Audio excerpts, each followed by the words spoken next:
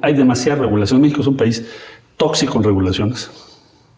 Son hasta contradictorias. No, yo pienso que hay que emprender una revisión muy cuidadosa de eso. Imponen costos a todos. Voy a poner un caso muy rápido de qué estoy tratando de decir. Se inundó la colonia del Arenal. La colonia del Arenal en la Ciudad de México fue una colonia que se formó por una invasión. O sea, la gente sin nada. Bueno, en una generación hicieron sus casas, la colonia, todas sus actividades y educaron a sus hijos. O sea, los hijos ya tienen carreras. Se inunda, voy a la colonia y ubico 250 empresas, desde una muy chiquita que era un señor con su torno, que le ayudaba a su hijo, y la más grande una viuda que le dejó su ex marido 2 trailers, y entonces ella recogía azúcar de los ingenios, los empacaba y los vendía, entonces le mojó todo. Bueno, resumen, no les podíamos pagar el seguro que contratamos en la ciudad para eso, porque a alguien se le ocurrió cuando hizo el uso del suelo que esa es una zona residencial. Entonces, en una zona residencial tú no puedes poner un negocio. Entonces, si tú pones el negocio del torno, imagínate, sí, no puedo otorgarte registro federal de causantes. Entonces, es toda una cadena, con una decisión de una persona, que cómo se le puede ocurrir eso. Estaba hablando de las clases. Entonces, ya ni para qué te digo otros muchísimos ejemplos de esto. Entonces, esto, que es la constante, lo podemos cambiar.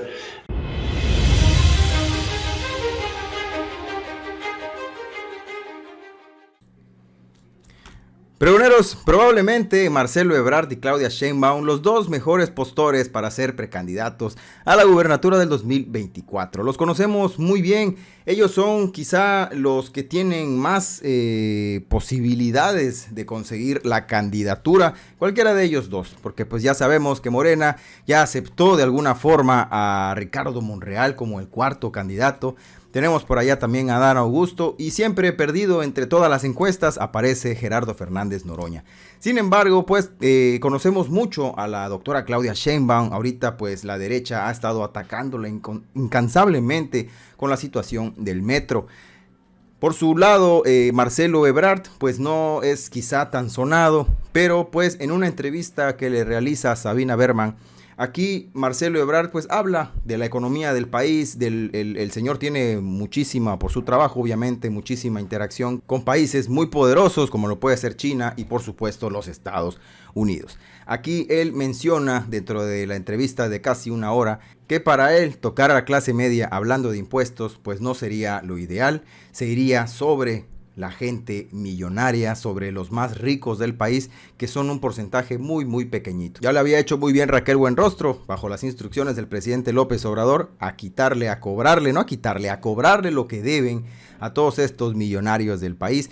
Y esa es una de las estrategias que Marcelo podría seguir más adelante para, pues si le llegase a ser él el que le daría continuidad al compañero presidente, como dicen ellos. Según dice, no tocaría a las clases medias y buscaría siempre eliminar la pobreza extrema de nuestro país. Es lo que quiero presentarles a continuación, pues ya que ambos se encuentran bajo una campaña constante de ataques, pero pues en lo último el INE desechó estas denuncias realizadas por la oposición por los actos anticipados de campaña en contra de ellos dos.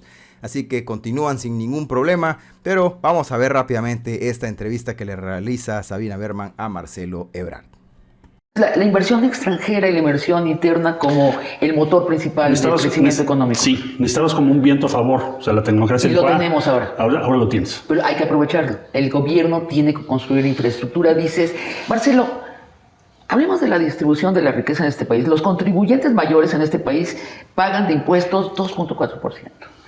Y 350 y tantos señores, porque son señores, poseen más riqueza que el 90% de la población. Sí. ¿Qué hacer? Tenemos una concentración de la riqueza escandalosa, otro rasgo del país que tenemos que modificar. Y bueno, menos del 5% de la población controla más del 60%.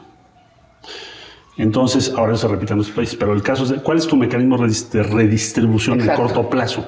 Es tu eficacia fiscal. En pocas palabras, México está recaudando alrededor del 20, 17, 18, 19 del Producto Interno Bruto para redistribuir, quiere decir escuelas, salud, las diferentes cosas que el Estado debe proveer. Y eso tiene que pasar a ser el 33%. ¿Cómo? Tienes que hacer mucho mejor. Pues lo que ha venido haciendo ahora el SAT, que Raquel ya se fue ahora a Economía, pero la verdad lo hizo muy bien, aumentó la recaudación de manera importante, eliminación de todo tipo de privilegios, afinar, porque todavía hay una serie de distorsiones que tenemos que corregir en materia fiscal. Hay muchísimo que hacer en ese campo. Ahora, Raquel Buenrostro le hizo pagar a los ultra ricos de este país lo que debían pagar, pero ¿es una cantidad suficiente? No, tienes que modificar el esquema fiscal. Tienes que aumentar impuestos. Sí, tienes que aumentar. No hay otra manera, Más ¿no? que aumentar impuestos, que todo el mundo lo dice, ay, qué horror. Este es un candidato que propone, o posible candidato que propone aumentar los impuestos. Lo que digo es aumentar la proporción de la riqueza que vas a redistribuir. Ajá. Eso es lo que en esencia vas a hacer. Es decir, ¿Y están dispuestos los países que han construido un estado de bienestar están arriba de los 40%, o hasta de 35, 40 y tantos por ciento. Con 20 no puedes hacer eso. Ahora, en esta reforma fiscal, ¿las clases medias qué? O sea, ¿las clases medias tendrían que pagar más o ya pagan suficiente? Las clases medias yo creo que ya pagan suficiente, razón. Es bastante, yo también lo creo. Es bastante pesado. Son los que cargan No creo que deba país, ser ¿no? ahí el esfuerzo fiscal mayor, a mi modo de ver, porque no sería justo. Oye, las clases medias votaron por la izquierda, pero hay una sensación de desencanto en buena parte de la clase media, como que fueron abandonadas, ya no digamos vilipendiadas verbalmente por el presidente, se sienten como fuera del proyecto. ¿Tú estarías de acuerdo con ese diagnóstico? Yo pienso que si se quiere construir un estado de bienestar, tienes que hacer crecer muy rápido la clase media. Esa es la meta. O sea, el objetivo es clase mediatizar una parte Japón, muy ¿no? importante del país. Japón tiene como 80% de clase media. Es a lo que tienes que ir. O sea, hoy, a ver, según el INEGI, la clase media mexicana es de 37%, pero eso tiene un truco. Sí. ¿Cuál es?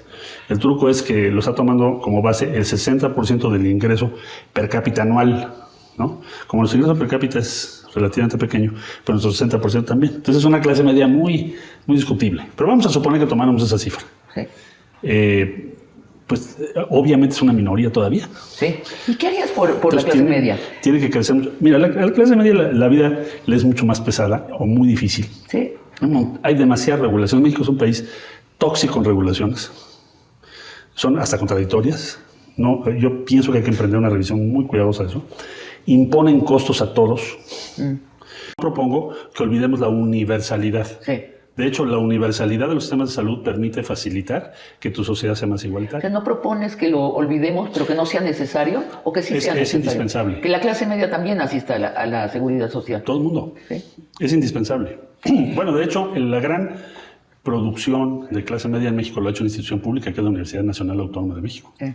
O sea, el gran canal de movilidad social son las instituciones públicas. Absolutamente. Entonces, el sistema de salud tiene que ser amplio, universal, porque eso va a traer consigo que se reduzca la desigualdad, es decir, la clase media va a crecer.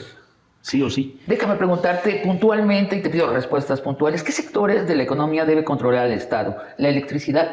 Sí, claro. ¿El petróleo? ¿El agua?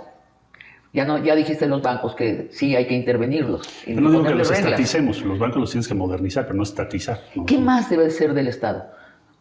¿Qué más? Sí, bueno, serían dos preguntas. ¿Qué más debe ser del Estado y qué más debe estar regido por el sistema Estado? universal de salud, la educación, los estándares de educación, tu educación pública, de lo que hablamos. Obvio, buena parte de la infraestructura nacional. Tienes que financiar con inversión pública.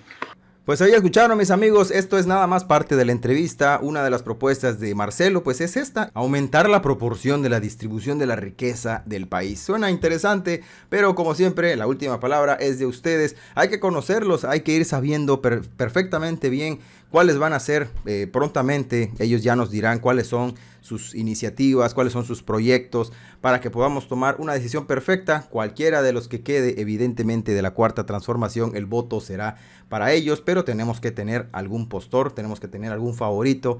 Y pues la doctora Claudia Sheinbaum ha demostrado un gran trabajo, Marcelo por su parte en lo que le corresponde. Algunos dicen que pues es un fifí de la 4T, pero bueno, también tiene mucho conocimiento, tiene mucha cercanía con grandes potencias mundiales que pudiera ayudarnos, ¿por qué no? Pero esto ya va a quedar a consideración de cada uno de nosotros. Mis amigos, muchísimas gracias por acompañarme durante la transmisión de este video. Espero que sigan pasando un excelente sábado 21 de enero. Cuídense muchísimo, les mando un gran saludo. Recuerden, soy su amigo Alex de Pregoneros 4T Noticias y nos vemos pronto en una nueva video información.